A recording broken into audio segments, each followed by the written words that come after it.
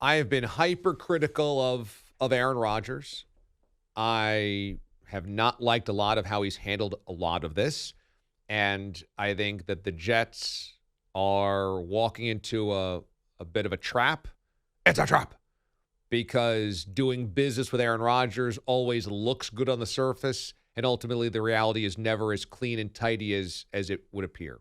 However, I want to actually give Rodgers some credit here. Number one, I thought that the lengthy post about his thank yous to Green Bay was very classy and well done. He thanked all the prominent people that he has seemingly been at odds with over the last couple of years. He said he especially thanks Mike McCarthy for the 13 years together. We know at the end that seemed salty. He thanked Matt LaFleur. That at times seemed uncomfortable. He thanked Brian Gunsey, who he absolutely has thrown under the bus. And he thanked the fans and Green Bay for a place where he grew and developed and won. And I thought that was really well done. I think it was even better than the way that Tom Brady left things with New England, with Tampa Bay. I thought that was really well done. I also think the fact that Aaron Rodgers doesn't want to wear number 12 and deferred to Joe Namath and said, instead of wearing your legendary number, I'm going to wear my own number 8 was also another classy move. So these are moves I really liked. And I thought yesterday it wasn't really about vindictiveness against the Packers. It was about excitement to be with the Jets, enthusiasm, and I thought the answers, by and large, were really good. So that's my compliments to Aaron Rodgers. It's such a load of hot, steamy, fly-ridden bull dookie when he says that there's bad cell service in his house, and that's why he was tough to get a hold of from the Packers. I mean, are we really supposed to believe that's the best that you got? That's the best that Rodgers got? That the Packers couldn't get in touch with their franchise quarterback this offseason because in his house he has bad cell service. And you need to FaceTime.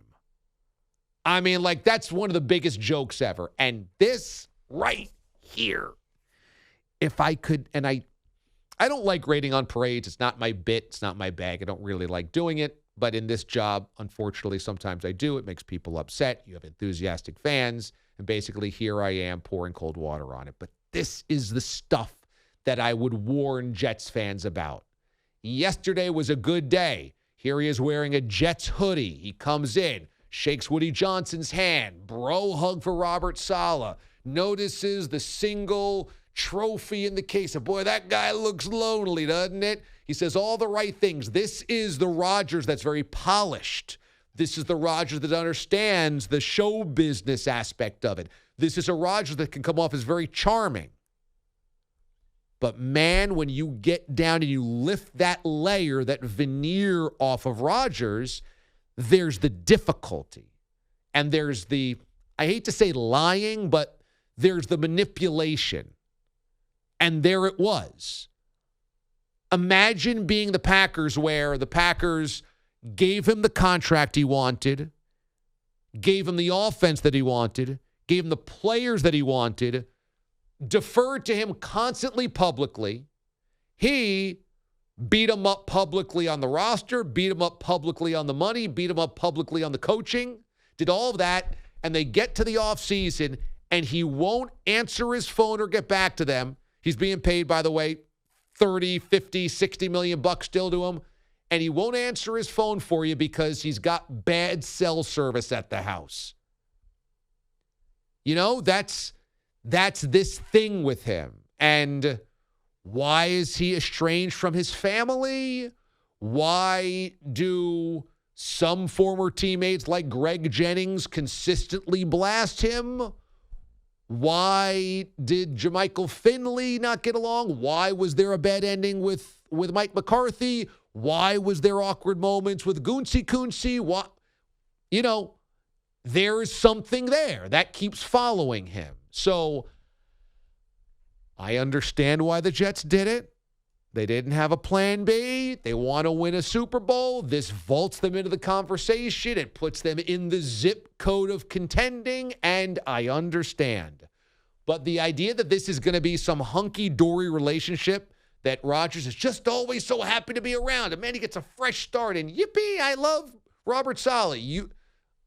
Look, the Jets hired Nathaniel Hackett, signed Alan Lazard, wooed him by going to by California. They did everything right.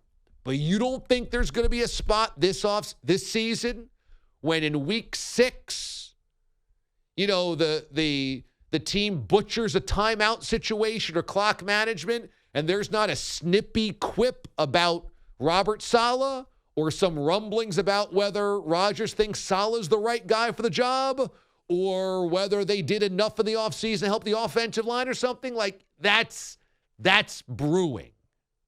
That's brewing. And then yesterday about, I've got no problem with the media. I respect all the media that want to do right by asking the right questions and do right by the fans.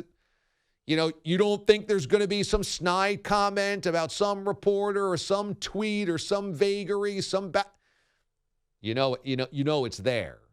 So I understand both sides. I thought there was a lot of good yesterday from Rodgers, but fool me once, shame on you. Fool me twice, shame on me.